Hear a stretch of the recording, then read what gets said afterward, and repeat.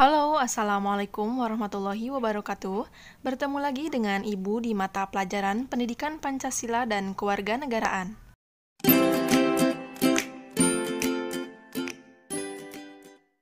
Sebelum memulai pembelajaran hari ini, Ibu mau mengucapkan selamat atas keberhasilan kalian yang telah menyelesaikan pendidikan pada jenjang sekolah menengah pertama, atau mungkin juga ada yang dari Madrasah Sanawiyah dan telah diterima di sekolah menengah atas atau SMA, dan sederajatnya. Keberhasilan ini sudah sepatutnya kalian syukuri karena keberhasilan kalian merupakan anugerah dan nikmat yang diberikan oleh Tuhan Yang Maha Esa. Rasa syukur kalian kepada Tuhan Yang Maha Esa sebagai seorang pelajar adalah dengan menunjukkan semangat belajar yang tinggi dalam rangka mengemban potensi diri. Hal ini dapat kalian tunjukkan dengan memahami dan mempelajari materi pada setiap mata pelajaran. Selain itu, kembangkanlah cara belajar kalian secara mandiri dan bekerja sama dengan teman kalian dalam menyelesaikan setiap tugas-tugas di sekolah. Pada pertemuan pertama ini, kita akan mempelajari bab pertama, yaitu tentang nilai-nilai Pancasila dalam kerangka praktik penyelenggaraan pemerintahan negara. Pada bab ini juga, kalian akan diajak untuk menyelami penyelenggaraan kekuasaan pemerintahan negara berdasarkan Undang-Undang Dasar Negara Republik Indonesia tahun 1945. Setelah mempelajari bab ini, Ibu harap kalian mampu menganalisis nilai-nilai Pancasila dalam kerangka praktik penyelenggaraan pemerintahan Negara Kesatuan Republik Indonesia. Coba kita amati bersama siapa yang ada di gambar tersebut. Tentunya kalian tahu, mereka adalah pejabat negara yang sering kita sebut dengan pemerintah. Pemerintah merupakan salah satu unsur konstitutif atau mutlak berdirinya sebuah negara. Selain dari rakyat dan wilayah, pemerintah bertugas menyelenggarakan pemerintahan negara. Atau dengan kata lain, mengelola kekuasaan negara untuk mencapai cita-cita dan tujuan negara. Pemerintahlah yang mempunyai kewenangan untuk mengatur seluruh rakyat dan menjaga keutuhan wilayah negara untuk mencapai kemakmuran rakyat. Sedangkan pemerintahan dalam suatu negara yaitu sebagai pemegang kekuasaan negara terdiri atas dua tingkatan, yaitu pemerintahan pusat dan pemerintahan daerah. Pemerintahan pusat dilaksanakan oleh setiap lembaga negara yang bertugas dan kewenangannya sudah diatur dalam Undang-Undang Dasar Negara Republik Indonesia tahun 1945 serta peraturan perundang-undangan yang lainnya. Selain itu, pemerintahan pusat dilaksanakan oleh lembaga eksekutif yaitu Presiden, Wakil Presiden, Kementerian Negara, dan lembaga-lembaga pemerintahan non-kementerian. Kemudian, pemerintahan daerah di Indonesia terdiri atas pemerintahan provinsi dan pemerintahan kabupaten atau kota. Pemerintahan daerah dilaksanakan oleh pemerintah daerah yang dipimpin oleh kepala daerah dan Dewan Perwakilan Rakyat Daerah. Sampai di sini, kalian pasti sudah mengetahui perbedaan antara pemerintah dan pemerintahan. Ibu perjelas lagi bahwa pemerintah adalah penyelenggara pemerintahan negara atau pengelola kekuasaan negara untuk mencapai cita-cita dan tujuan negara. Sedangkan pemerintahan merupakan proses atau cara pemerintah dalam menjalankan wewenangnya di berbagai bidang. Itu artinya pemerintah merujuk kepada organ atau alat pelengkapan atau lembaga negara, sedangkan pemerintahan menunjuk pada bidang tugas atau fungsinya. Pemerintahan Negara Kesatuan Republik Indonesia sebagai pemegang kekuasaan negara terdiri atas dua tingkatan, yaitu pemerintah pusat dan pemerintah daerah. Sampai di sini kalian paham kan? Baik, kita lanjut supaya kalian lebih paham lagi mengenai sistem pembagian kekuasaan negara Republik Indonesia. Tentu ada beberapa macam kekuasaan dalam suatu negara. Secara sederhana, kekuasaan dapat diartikan sebagai kemampuan seseorang untuk mempengaruhi orang lain supaya melakukan tindakan-tindakan yang dikehendaki atau diperintahkannya. Konsep kekuasaan tentu saja merupakan konsep yang tidak asing lagi bagi kalian. Dalam kehidupan sehari-hari, konsep ini seringkali diperbincangkan baik dalam obrolan masyarakat maupun dalam berita di media cetak dan elektronik. Sebagai contoh, ketika kalian sedang menonton televisi, tiba-tiba orang tua kalian menyuruh untuk belajar, kemudian kalian mematikan televisi tersebut dan masuk ke kamar atau ruang belajar untuk membaca atau menyelesaikan tugas sekolah.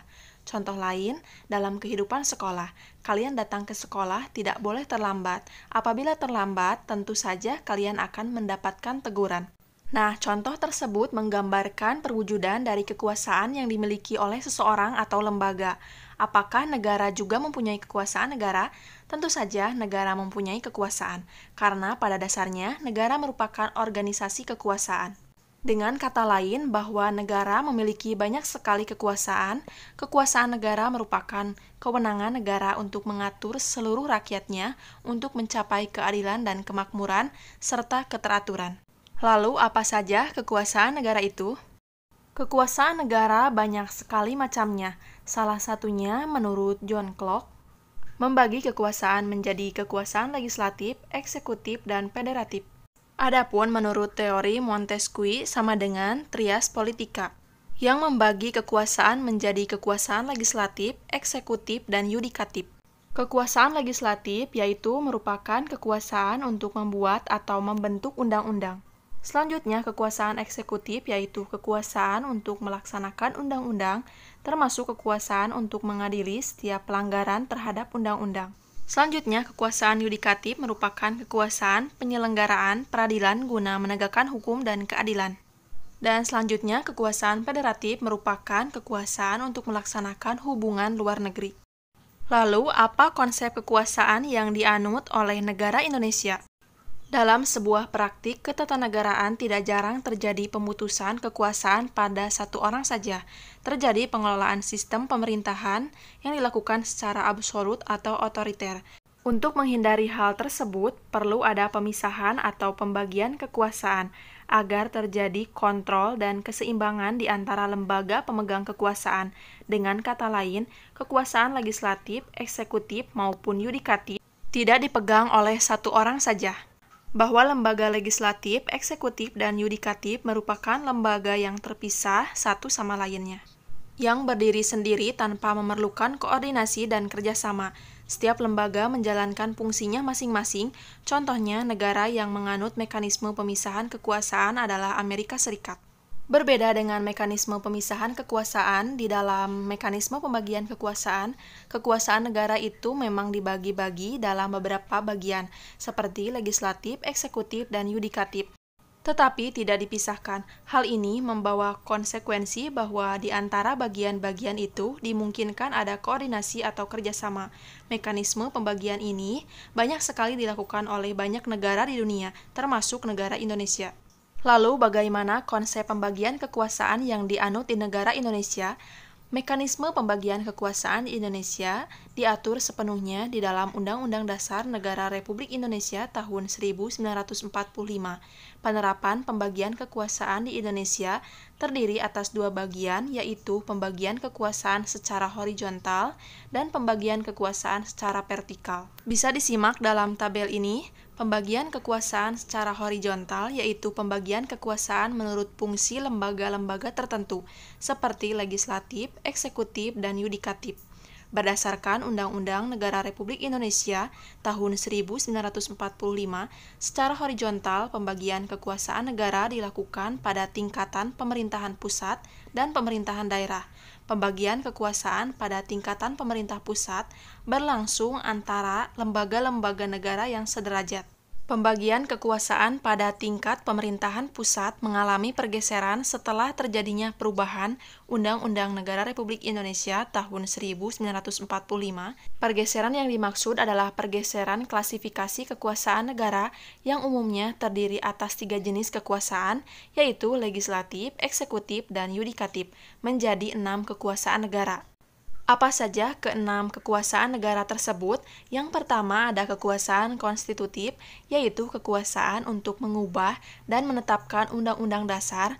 Kekuasaan ini dijalankan oleh Majelis Permusyawaratan Rakyat sebagaimana ditegaskan dalam Pasal 3 Ayat 1 Undang-Undang Negara Republik Indonesia tahun 1945 yang menyatakan bahwa Majelis Permusyawaratan Rakyat berwenang mengubah dan menetapkan undang-undang dasar. Kemudian yang kedua ada kekuasaan eksekutif, yaitu kekuasaan untuk menjalankan undang-undang dan penyelenggaraan pemerintahan negara.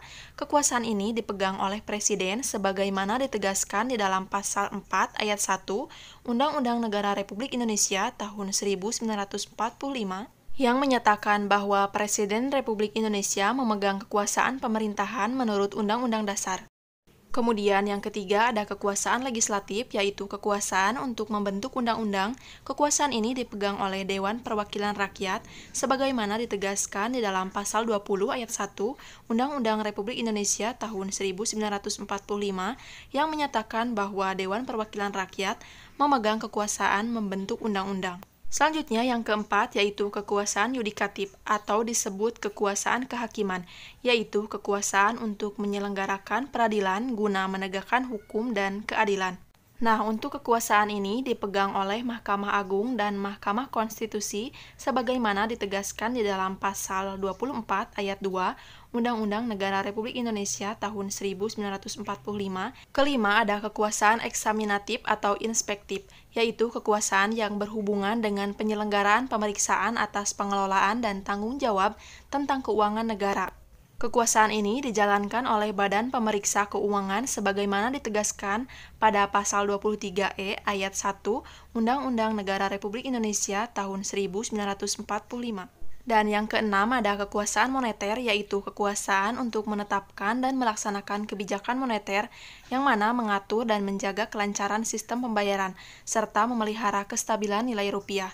Kekuasaan ini dijalankan oleh Bank Indonesia selaku bank sentral di Indonesia, sebagaimana ditegaskan di dalam pasal 23D Undang-Undang Dasar Negara Republik Indonesia tahun 1945. Pembagian kekuasaan secara horizontal ini pada tingkatan pemerintahan daerah berlangsung antara lembaga-lembaga daerah yang sederajat, yaitu antara pemerintah daerah atau kepala daerah atau wakil kepala daerah dengan Dewan Perwakilan Rakyat atau DPRD.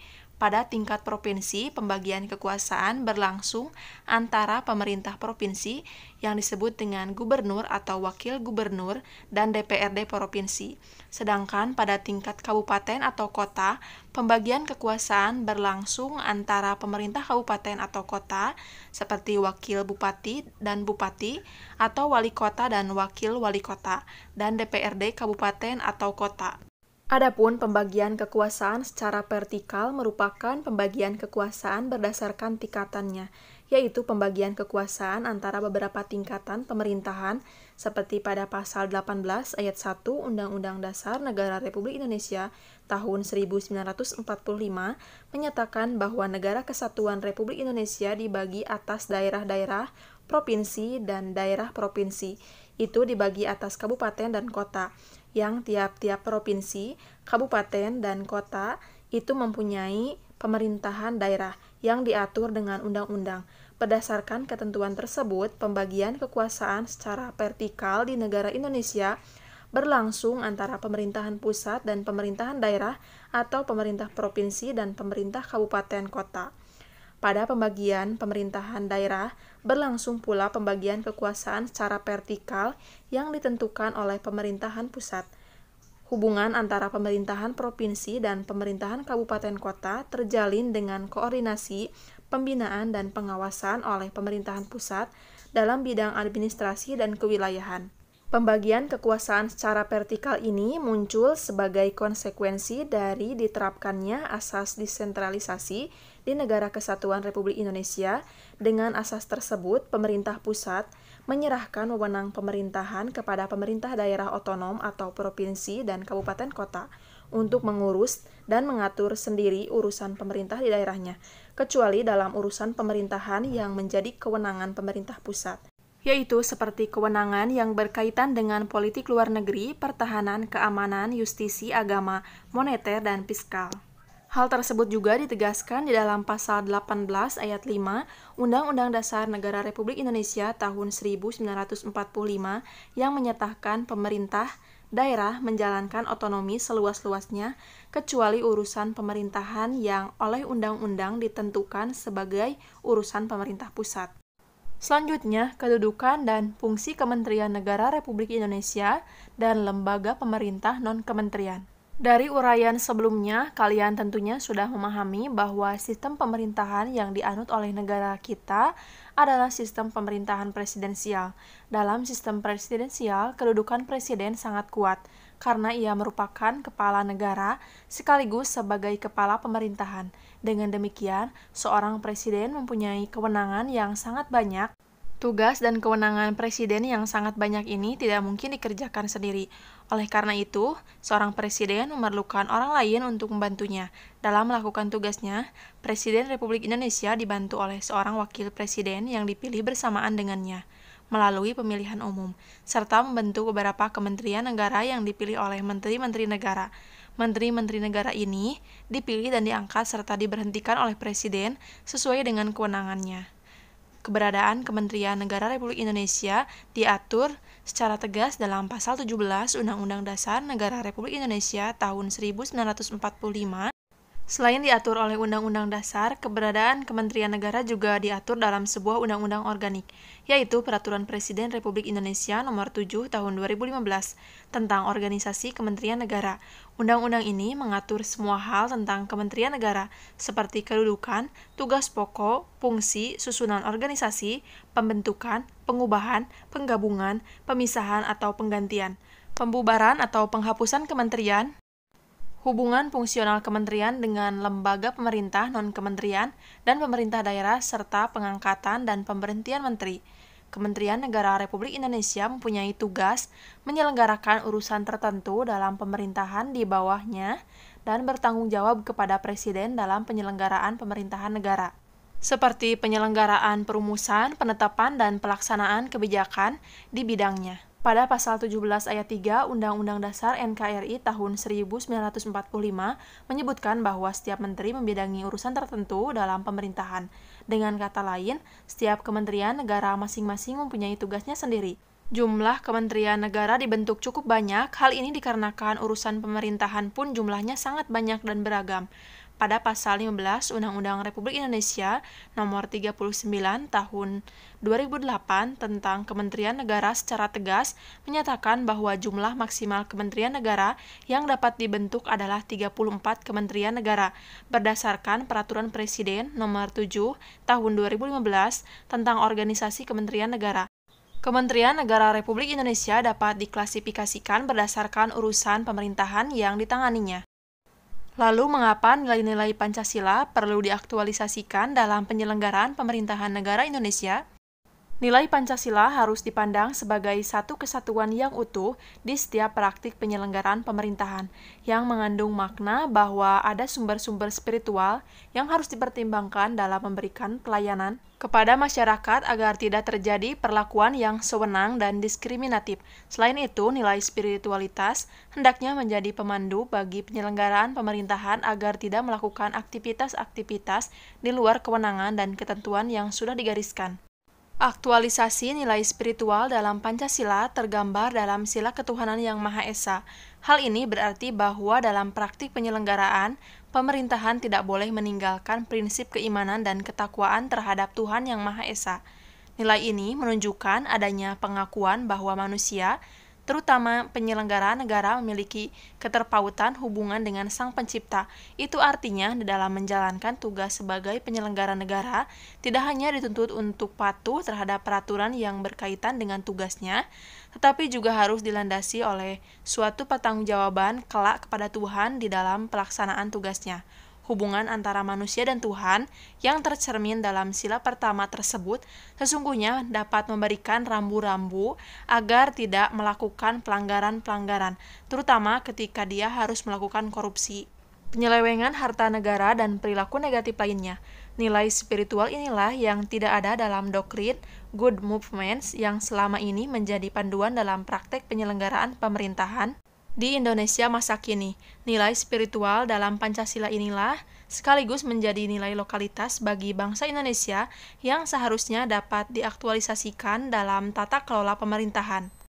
Kemudian sila kemanusiaan yang adil dan beradab, sila persatuan Indonesia, dan sila kerakyatan yang dipimpin oleh hikmat kebijaksanaan dalam permusyawaratan perwakilan merupakan gambaran bagaimana dimensi kultural dan institusional harus dijalankan.